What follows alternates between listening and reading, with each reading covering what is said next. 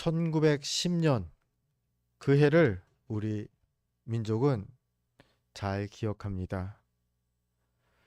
경술국치의 해라는 좀 어려운 한자어로도 표현하고 있죠. 나라를 빼앗긴 해라는 뜻입니다. 치욕스러운 날이 해다, 그런 얘기죠. 한일 합방이 있었습니다. 그래서 이제 한국이 일본에게 이 통제권이 넘어가는, 주권이 넘어가는 해였습니다. 그리고 1910년 그 이후부터 국내와 해외에서 독립을 위해 많은 이들이 다양한 활동들을 하게 되죠. 그 중에 하나가 그 독립선언문을 발표한 겁니다. 김민현, 1919년 김희 독립선언문이라고 하죠. 1919년에 그3.1 운동, 대한독립 만세 운동과 함께 비슷한 시기에 이 독립선언문을, 민족 대표 33인의 서명이 기록된 이 독립선언문을 발표하게 되었습니다. 이 선언문은 내용은 그렇습니다. 요약하면 조선의 독립을 세계에 알리는 그러한 내용입니다. 대한제국은, 조선은 자주 독립국가다. 독립국가다. 일본의 속국이 아니다. 일본이 아니다. 라는 그러한 선언이었습니다. 자, 한번 그럼 생각해 보겠습니다. 독립선언문을 선언했으니까 이제 독립국인가요? 독립이 된 건가요? 역사를 우리가 잘 압니다. 안 됐습니다. 1919년, 그로부터 거의 25년 이상을 여전히 일본의 그 압제하에 살아야 했습니다. 독립도 안 되는데 웬 독립선언문이요?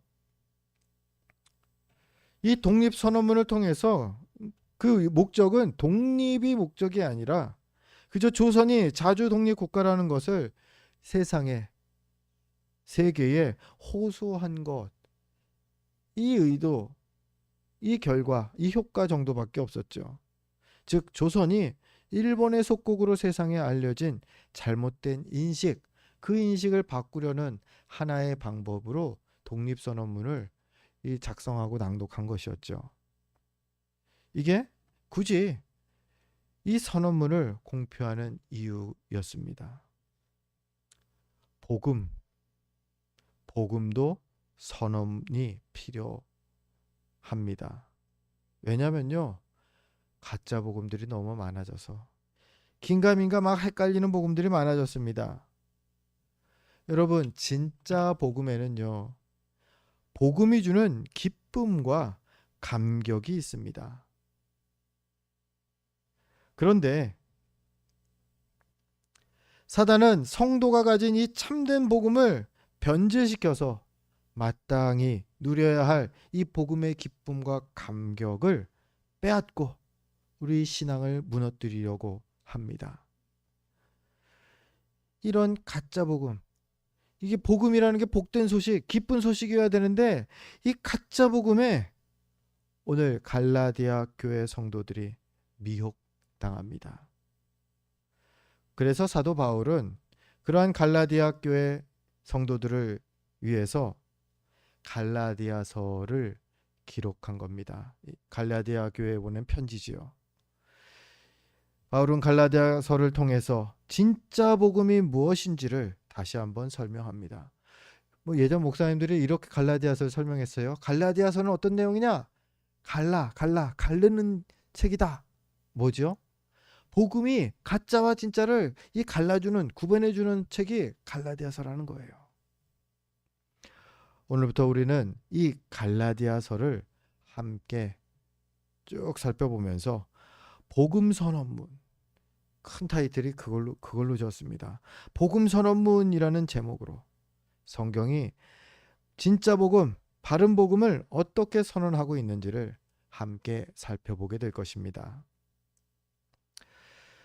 먼저 이 편지를 받는 갈라디아 교회의 상황을 간략히 정리해 보면요. 갈라디아 교회라는 곳은 사도 바울이 1차 전도 여행 때, 즉 바나바와 바울이 같이 전도 여행을 다니던 때지요. 그때 바울이 직접 복음을 전해서 세운 교회가 갈라디아 교회입니다. 이 갈라디아 교회 뭐 그 시대에는 말씀드렸다시피 큰 지역을 하나를 이런 식으로 갈라디아 교회, 뭐 에베소 교회, 빌립보 교회 이렇게 구분을 했죠. 그 안에는 작게 작게 모이는 이들이 그 그룹들이 아주 많았습니다. 이 갈라디아 교회는요, 갈라디아 지방의 성도들의 모임을 갈라디아 교회라고 하죠. 갈라디아 그 지역에는 더베, 이고니온, 루스드라, 비시디아, 안디옥 등이 이 갈라디아 지역에 속해 있습니다. 이곳들을 바울이 이 도시들을 지나다니면서 복음을 전했고요. 거기에 교회들이 세워졌습니다. 그게 갈라디아 교회였죠. 그런데 1차 전도행으로 이 복음을 전하고서 이제 돌아왔습니다. 바울이 갈라디아 지역, 갈라디아 교회를 떠난 이후에 문제가 발생합니다.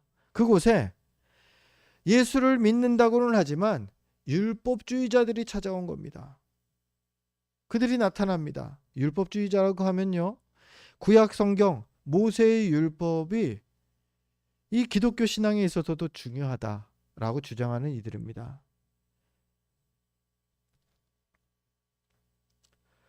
이들은 특별히 율법, 행함이 중요하다고 말했는데 무엇에 중요하느냐? 구원받는 데에 행함이 필요하다 주장하는 이들이 율법주의자들인 것이죠. 예수 그리스도의 공로 외에 행하는 것도 필요한 겁니다. 그들에게는 믿음뿐만 아니라 행동. 예를 들어서요, 그들이 아주 강하게 주장한 건 할례 안 받으면 천국 못 간다. 할례 안 받으면 그리스도인 아니다. 세례, 할례 뭐 이런 거죠.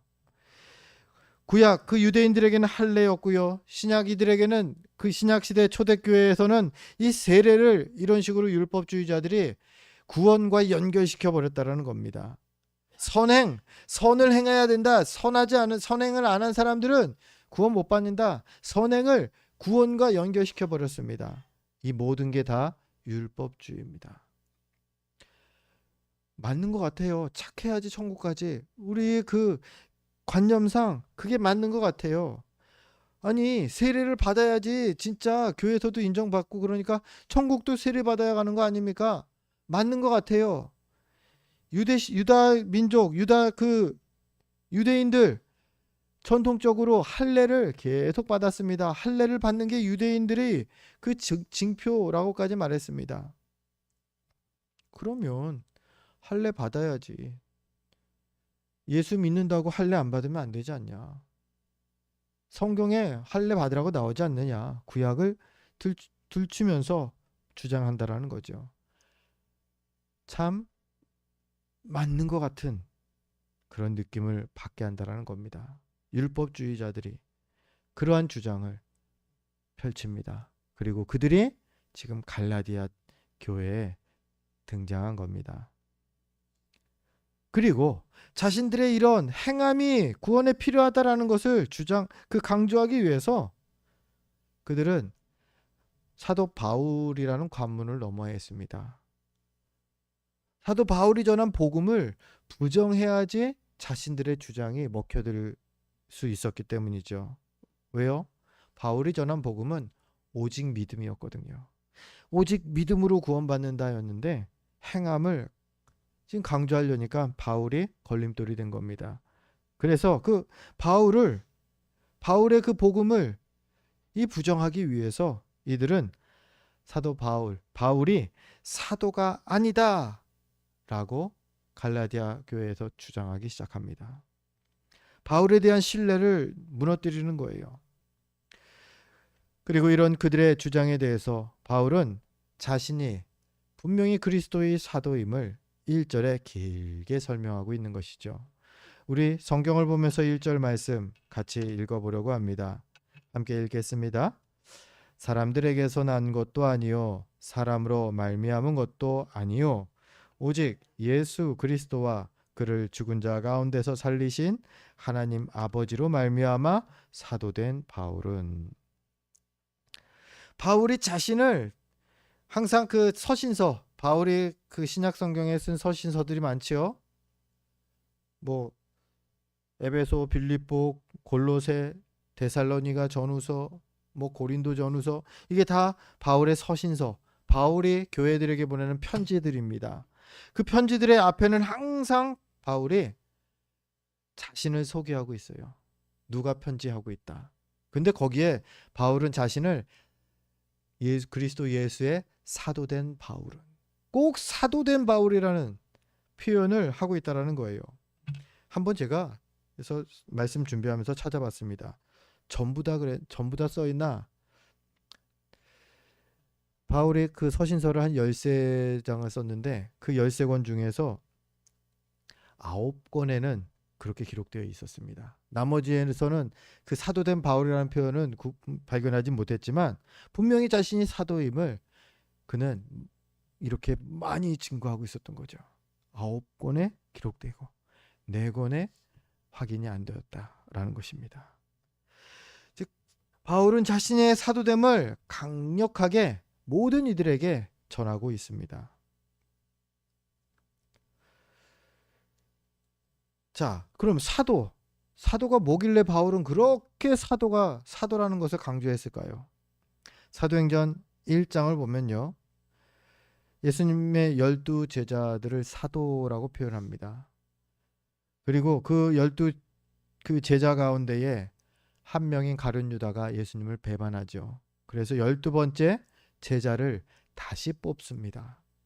그때 그 제자, 사도의 자격이 있는 어떤 일을 사도로 뽑아야 하느냐라는 자격에 대해서 사도행전 1장 22절이 이렇게 전합니다.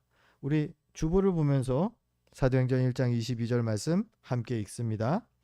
항상 우리와 함께 다니던 사람 중에 하나를 세워 우리와 더불어 예수께서 부활하심을 증언할 사람이 되게 하여야 하리라. 아멘. 사도로 추천받는 데 있어서 2가지 자격 조건이 있었다라는 거예요. 첫 번째, 항상 우리와 함께 다니던 자. 즉 그리스도 생전에 함께 다니던 이어야 된다. 즉 그리스도를 직접 뵙고 직접 그에게 가르침을 받은 이어야 한다라는 겁니다. 2번째 조건은 예수께서 부활하심을 증언할 사람. 즉 그리스도의 부활, 그 부활을 목격한 증인이어야 한다라는 겁니다. 이 2 조건에 맞는 인물로 사도행전 1장에서는 마띠아가 12번째 사도로 뽑히게 됩니다. 그런데 오늘 바울은 자기도 이 그리스도의 사도라고 주장하고 있는 겁니다. 13번째가 되겠죠.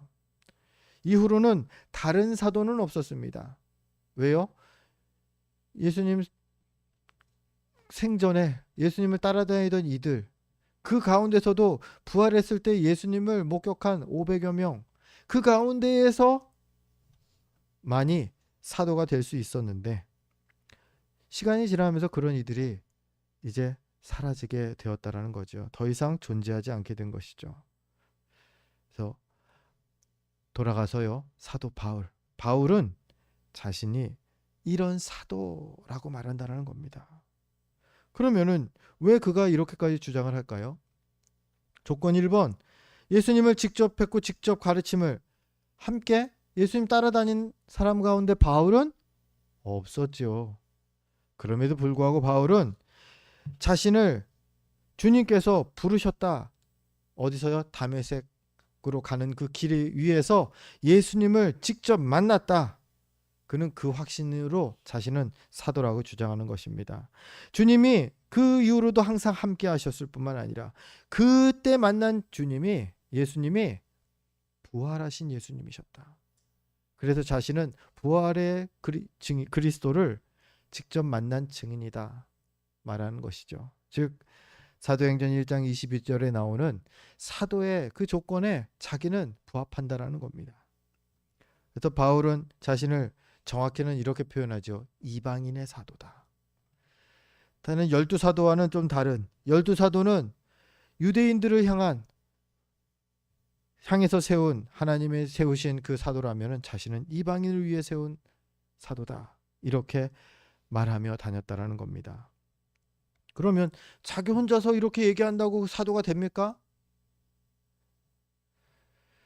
사도행전 15장을 보면요, 사도 바울이 예루살렘 교회로 가서 거기서 그 공회에 참여하는 것을, 총회죠. 지금으로 말하면은 그 교단 총회, 기독교 교단 총회를 간 것이 기록되어 있습니다. 거기서 바울은 사도들을 만났고요. 또 그 초대교회의 많은 장로들을 만납니다. 예루살렘 교회 장로들을 만납니다. 그리고 거기서 자신의 신앙을 확인받습니다. 그리고 그 후로 베드로 등 교회 지도자들과 또 꾸준히 교류했던 것이 성경에 기록되고 있죠. 생각해 보십시오. 만약에 바울이 잘못된 주장, 잘못된 그 말을 하고 다녔다라고 한다면요, 그들과 우리 아예 교류를 끊어버리지 않았겠습니까? 정죄를 받지 않았겠습니까? 그런데 성경은요, 그렇게 기록하고 있지 않습니까? 계속 베드로와 교류를 나누고, 베드로가 잘못됐을 때는 오히려 바울이 책망까지 합니다. 어떻게 사람들 부끄러워서 하나님 그 형식적으로 행했느냐, 가식적인 행동을 했느냐 하면서 바울이 베드로를 책망하기까지 합니다. 즉 바울은요, 예루살렘 교회에서도 다른 사도들도 인정하는 사도였다라는 겁니다. 그래서 이후 그는 모든 서신서에 자신을 사도로 부르심을 받은 나 바울이라고 소개하고 있는 것이죠. 이게 잘못됐다면 또 이 내용들이 전부 다 성경에서 이게 빠졌겠죠. 그런데 이것이 옳기 때문에 지금 우리가 성경 정경으로 이 모든 책들을 우리가 보고 있는 것이죠. 특히 1절에서는 사도 바울이 오늘 자신이 사도임을 더 강하게 소개합니다. 다른 성경에는 그냥 나 사도된 바울은 이런 식으로 예수 그리스도의 사도된 바울은 뭐 이렇게만 기록이 되어 있는데, 오늘은 어떻게 나오냐면요, 제가 1절을 다시 한번 읽어보겠습니다. 사람들에게서 난 것도 아니요 사람으로 말미암은 것도 아니요 오직 예수 그리스도와 그를 죽은 자 가운데서 살리신 하나님 아버지로 말미암아 사도된 바울은. 앞에 막 길게 나와 있어요. 무슨 내용이냐면 두 가지입니다. 사람이 세운 사도가 아니다. 나는 너 사도에 해갖고 사도가 된 사람이 아니다. 나의 사도됨은 하늘 아버지께서 세운, 하늘 아버지께서 맡기신 사도직이다. 지금 이 내용이 1절 아닙니까?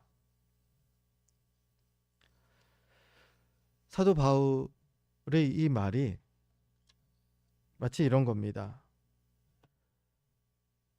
이 시대에는 참 학력이 많이 높아졌어요. 성도님들 학력이 막 대학은 기본이고 대학원 박사학위 있다고 어느 학교 교수시고 막 이런 분들도 많아요. 그런데도 불구하고 젊은 목회자, 목사에게 박사학위 안 받은 목사에게도 말씀을 들으러 옵니다. 그리고 주일에 예배를 드리면서 말씀을 경청합니다. 아멘 합니다. 나이 드신 연세 많으신 분들이 인생의 경험이 많은데 아직 많이 살지도 않은 젊은 목회자의 그 말씀을 들으면서 그 경건을 이어갑니다. 어떻게 그럴까요? 나보다 경험도 없는데, 나보다 지식도 없는데, 이런 생각 들지 않을까요? 성도들이 젊은 목사의 말을 경청하는 이유, 저는 이렇게 이해합니다. 그 목사의 학력 때문이 아니라, 탁월함 때문이 아니라, 인품은 좀 보일지 모르지만 그것 때문도 아니고요. 오직 그 목회자를 하나님께서 세우셨다라는 믿음이 성도 한 분 한 분 마음 가운데 있기 때문에 말씀을 듣고 그 말씀을 아멘으로 고백하는 것이라 저는 생각합니다. 오늘 바울도 이 사실을 강조하는 겁니다. 너희에게 전한 이 복음이 내가 사도로서 너희에게 말씀을 전했지 않느냐? 그 말씀들이 사람에게서 온 게 아니라는 뜻이야. 내 사도권이 하나님으로부터 온 것처럼 내가 전한 그 복음도 하나님으로부터 온 것이다 라는 것을 지금 말하려고 하는 것이죠. 이렇게 바울은 과거 갈라디아 교회에 사도로서 자신이 바른 복음을 전했다라는 것을 지금 증거하려고 합니다. 그런데 말씀드렸다시피 어떤 문제가 지금 생겼습니까? 율법주의자들이 들어와서 그런 바울의 사도직을 부정하고 있는 겁니다. 저 사람은 12사도도 아니지 않냐. 마띠아까지 우리가 사도로 세웠지 않냐. 그럼 율법주의자들은 왜 바울의 사도됨을 부정하려고 했을까요? 바울이 미워서요? 뭐 어쩌면 그런 사람도 있었을지도 모릅니다. 하지만 더 근본적인 이유가 있었죠. 바로 바울이 전한 복음 자체를 다 왜곡시키고 변질시키기 위해서였다는 겁니다. 바울이 전한 복음 자체를 왜곡시킨다, 변질시킨다. 진짜 복음이 가짜 복음이 되게 만들려고 했다라는 겁니다. 여러분 정육점 뭐 안 가보신 분들은 없을 겁니다. 정육점을 가면 고기마다 등급 표시를 의무적으로 하게 되어 있습니다. 등급 표시제. 어떤 거는요, 1등급이고요. 또 어떤 것은 1등급에다가 위에 플러스가 하나 있습니다. 원뿔이라고 하죠. 그리고 어떤 거는 1등급 위에 이 플러스가 두 개가 있습니다. 투뿔. 이게 투뿔이라고 하죠. 이게 그 소고기에 한해서 이런 등급이 매겨져 있습니다. 돼지고기는 등급이 없습니다. 자, 그러면은 우리는 어떻게 합니까? 그냥 1이라고만 써 있는 거 그 고기를 사려고 했더니 고기값이 10,000원이에요. 그런데 1에 더하기 2개가 붙어 있더니 투뿔 고기를 사려고 했더니 뭐 5만 원, 6만 원 됩니다. 그런데도 투뿔 고기를 사는 사람이 있을까요? 있지요. 그 고기가 좋으니까, 좋은 걸 아니까 사는 사람이 있을 거라는 겁니다. 초기 교회에서 말씀도 이렇게 등급이 있었던 것 같습니다. 최상위 투뿔 되는 것이 사도가 전한 말씀이죠. 직접 그리스도께 말씀을 배웠고 들었기 때문에 그들이 전하는 바에 대해서는 누구도 반박하지 않았다라는 거예요. 이것이 하나님 예수 그리스도를 통해 우리에게 전해지는 말씀이다 라고 인정했다라는 거죠. 그런데 뭐 순회 선교사도 있었고요. 그때 말씀을 가르치는 교사들도 있었습니다. 그들이 전하는 거에 대해서는 너도 틀릴 수 있지 않느냐 하면서 논쟁을 하기도 했다라는 거죠. 지금 그런 정육점으로 다시 돌아가 볼까요? 만약에 여러분 한 번 고기를 샀는데 투뿔이라고 그 한 거를 샀는데 그날 밤 저녁에 뉴스가 나옵니다. 내가 오늘 산 정육점이 나옵니다. 아무개 정육점에서 등급제를 속이고 그냥 1등급을 더하기를 그 추가해서 팔았다. 그래서 뭐 벌금을 내고 막 이랬다. 그 얘기를 듣는다면 여러분 그 정육점으로 가서 다시 투뿔 고기를 살 수 있겠습니까? 못 사죠. 이거 아닌 것 같은데? 아닐 수도 저 그때 보니까 아니던데? 지금 율법주의자들이 사도 바울에게 사도라는 직함을 부정하고 스크래치 내려고 하는 의도가 바로 이겁니다. 사도 바울이 반대로 이 자신의 내가 사도이다라는 것을 지금 강하게 주장하는 이유 또한 바로 이겁니다. 뭐냐면요. 한번 스크래치가 나면요. 그 신뢰를 회복할 수가 없습니다. 즉 사도 바울이 지금 모든 그 유럽 전 지역을 돌아다니면서 복음을 전하고 했던 그 모든 내용들이 사도의 권위로 복음을 전했던 건데 너 사도 아니잖아가 이곳에서 인정된다면요. 유럽 전역에 사도 바울이 전한 복음은 아닐 수도 있는 복음이 되어버리는 것이죠. 바울은 그렇기 때문에 이 사안을 가볍게 여기지 않습니다. 굳이 편지를 보내서 갈라디아 교회에 사도 바울이라 나는 사도된 바울이다 라는 것을 강하게 주장하는 것이죠. 마띠아처럼 사람이 투표로 세운 사도는 아니지만 나는 오히려 하나님께서 세운 사도다라는 것을 지금 전하는 것입니다. 그리고 오늘 본문 4절에서는요. 이 바울이 끝까지 지키려고 했던 이 바른 복음, 내가 사도권을 내가 지키면 내가 증거한 이 바른 복음이 계속 유효할 것이다. 자신이 지키려고 했던 이 바른 복음이 무엇인지가 요약되어서 4절에 기록되고 있습니다. 우리 4절 말씀 같이 함께 우리 성경을 보면서 읽겠습니다. 그리스도께서 하나님 곧 우리 아버지의 뜻을 따라 이 악한 세대에서 우리를 건지시려고 우리 죄를 대속하기 위하여 자기 몸을 주셨으니. 아멘.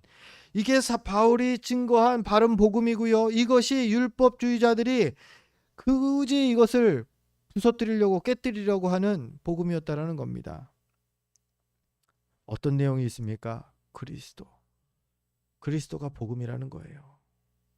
그리고 이 복음의 이 그리스도의 이 복음의 그 내용, 복음은 아까도 말씀드렸죠. 그 한자어로 뭐 복된 소식, 기쁜 소식을 복음이라고 그래요. 들으면 기쁜 소식. 그러면 어떤 기쁜 소식을 지금 바울이 전하고 있는 걸까요? 바로 죄 문제의 해결이죠. 인류가 평생 수많은 그 방법으로 시도했지만 해결할 수 없었던 죄의 문제. 죄 때문에 영원한 죽음에 사망에 이를 수밖에 없던 죄의 문제를 해결하게 된 소식. 이게 복음입니다. 어떻게 해결하게 되었습니까? 바로 예수 그리스도를 통해서 말이죠. 그래서 복음에서는 예수 그리스도가 빠질 수가 없습니다. 복음에서 십자가가 빠질 수가 없는 것입니다. 오늘 4절에서는 그 4절 이후로 오늘 이 갈라디아서 그 전체 내용 자체가 이 복음, 바른 복음에 대한 얘기를 쭉 하게 될 텐데요. 그 큰 요점을 4절에서는 두 가지로 이렇게 말합니다. 첫 번째, 바른 복음에는 그리스도께서 우리를 죄에서 건지셨다 라는 사실이 들어가 있어야 합니다. 예수 그리스도께서 우리를 죄에서 건지셨다. 4절에서 이런 구절이 있습니다. 이 악한 세대에서 우리를 건지시려고. 그리스도께서 우리를 건지시려고. 죄악에서 건지셨다. 이것이 바른 복음에 꼭 들어가야 되는 내용입니다. 그러면 이게 무슨 의미인데요? 이게 어떤 의미길래 이게 복음입니까? 생각해 보면요. 우리는 한계가 있습니다. 인간은. 죄의 문제를 우리는 인식하죠. 하지만 그것을 해결할 수는 없는 한계가 있었죠. 예수 그리스도께서 이 문제를 십자가 위에서 단번에 해결하셨습니다. 그리고서 이렇게 그리스도께서 우리를 죄에서 건지셨다. 바로 예수 믿는 믿음으로 죄 사함 받게 하셨다라는 것이죠. 그런데 율법주의자들은 앞서도 이것을 부정했습니다. 구원을 위해서는 행함이 필요하다라고 그들은 계속 주장했다라는 거죠. 다른 말로요. 그리스도께서 우리를 죄에서 건지신 것은 아니고 뭐 지푸라기를 하나 던져주셨다. 이제 그것을 붙잡고 나와야 된다. 뭐 이런 식으로 이해를 하는 것이죠. 예수께서 우리를 죄에서 완전히 끌어내 주신 것은 아니야. 이게 율법주의자들의 주장이고요.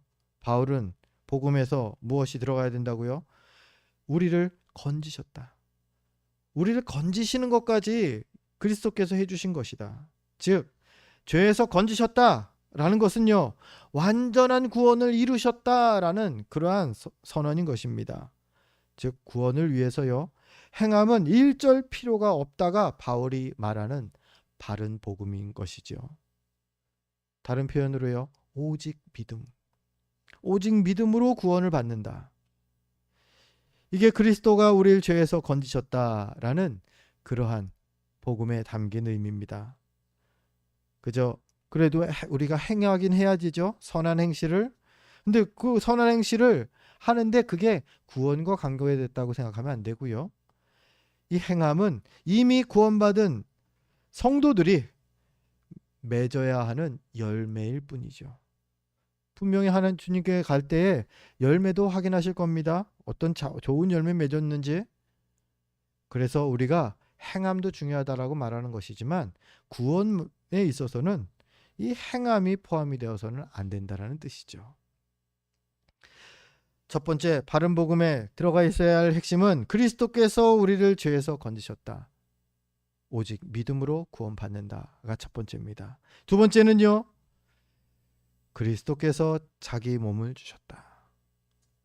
앞선 4절에서는 이러한 구절을 밑줄을 쳐놨습니다. 자기 몸을 주셨으니. 자기 몸을 주셨다. 그리스도의 몸을 주셨다라는 겁니다. 우리가 알다시피 십자가에서 못 박혀 죽으신 것을 말씀하죠. 이것을 그 신학 용어로는 속량이라고 표현합니다. 속량, 죗값을 지불했다라는 의미의 단어입니다. 우리의 죄사함은요, 그렇습니다. 분명 예수께서 자기 몸을 주셔서 친히 죗값을 지불하신 겁니다. 이 무슨 뜻입니까? 내가 내지는 않았지만 절대 우리 죄사함이 공짜는 아니었다라는 뜻입니다. 공짜가 아니었다라는 거예요, 우리 죄사함이. 그래서 속량이라는 단어를 씁니다. 그러면 좀 공짜로 그 죄 용서해 주나, 뭐 속량 죄값을 지불해서 용서해 주시나, 하나님의 그 재판관이신데 그게 뭐 굳이 구분할 필요가 있겠습니까? 라고 생각하는 분도 계실 테지만 분명히 구분이 되어야 합니다. 왜냐면요, 이건 하나님의 공의로우심의 문제와 연결되어 있기 때문입니다. 공의로우신 하나님, 어떤 분이십니까? 의에 대해서는 분명한 상을 주시고요, 죄에 대해서는 반드시 벌을 주신다. 그게 공의로우심입니다. 그런데 죄에 대해서 그래 너는 없는 걸로 그냥 하자, 공짜로 없는 걸로 해준다. 이건 하나님의 이 공의가 무너져 버리는 사건입니다. 어떻게, 요즘 말로 얘기하면 그거죠. 학연 지연, 뭐 나하고 뭐 관계가 있으니까 특혜를 주는. 그러면 요즘 시대도 어때요? 법도 특례 논란 막 이래갖고 난리가 나죠. 하나님의 공의가 무너질 수 있는 거라는 거예요. 공짜로 우리를 용서해 주신다는 거는. 그러나 속량은 다릅니다. 죄값을 내는 거니까요. 단 나 대신 다른 이가 대신 내주는 거죠. 하나님의 공의가 무너진다. 여러분, 믿을 수 없는 하나님이 되어버리는 걸 얘기합니다. 더 나아가 볼까요? 하나님의 공의가 무너진 하나님, 우리가 믿는 믿음, 신앙 자체가 성립이 안 됩니다. 어떻게 믿을 수 없는 하나님을 믿으면서 천국 갈 걸 기대할 수 있겠습니까? 반드시 살아계신 하나님이시기 때문에, 반드시 약속을 이루시는 성취하시는 하나님이시기 때문에 우리가 지금 믿음을 지키고 있는 것 아니겠습니까? 감사하게도 우리의 구원, 이 구원은요, 값을 치른 구원입니다. 창조주께서 친히 자기 몸을 주셔서 값을 치르신 것이죠. 충분한 값이 지불된 구원이 바로 우리가 받은 구원입니다. 굳이 더 지불하겠다고 할 필요가 없는 것이죠. 만약에 더 지불하겠다라고 얘기한다라는 건요, 오히려 그리스도의 십자가가 완전하지 않다라고 그렇게 말하는 것과 같습니다. 우리는 그저 감사만 하면 됩니다. 구원에 대해서는 말이죠. 말씀을 정리합니다. 주님은 우리에게 귀한 복음을 주셨습니다. 더 이상 죄에 속박되지 않고요, 주님과 친밀한 관계를 회복하는 은혜를 주신 것입니다. 무엇보다도 이 은혜를 오직 믿음으로 얻을 수 있게 하셨다라는 게 바른 복음이요, 진짜 복음인 것입니다. 사단은 우리가 받은 이 복음을 변절시키려고 계속 우리를 유혹합니다. 그렇게 유혹에 넘어가서 우리 안에 복음이 변질될 때 우리는 더 이상 복음의 기쁨과 감격을 누릴 수 없게 되는 겁니다. 반대로요, 복음의 기쁨과 감격이 시들어 있다. 그렇다면요, 이것을 점검해 보세요. 복음에 대한 확신이, 내 안에 복음이 변질되어 있지는 않은지, 그 확신이 흔들리고 있지는 않는지, 바른 복음을 정확히 알고 흔들리지 않을 때 우린 복음이 주는 기쁨과 감격을 누리며 살아갈 수 있는 것입니다. 바라기에는 갈라디아서 말씀을 통해서 함께 바른 복음을 마음에 새기시고 항상 복음의 기쁨과 감격을 누리게 되는 저와 여러분 되시기를 주의 이름으로 축원드립니다. 기도하겠습니다.